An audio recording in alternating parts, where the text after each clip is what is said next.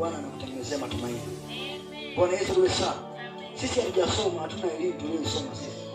Hakuna mtu hapa ambaye amesema amesoma mpaka kufika chuo, afu ana madigrii yake wakamheshimu huko, wakasema huyu atakuwa ni mtu mkubwa. Bwana Yesu wewe sana. Kwa sababu mtu anayesoma naye pia anasoma ili apate akili, apate heshima. Bwana Yesu sana. Ajabu akienda kwenye sehemu kupata kazi, kila muda kupata kazi anakosa.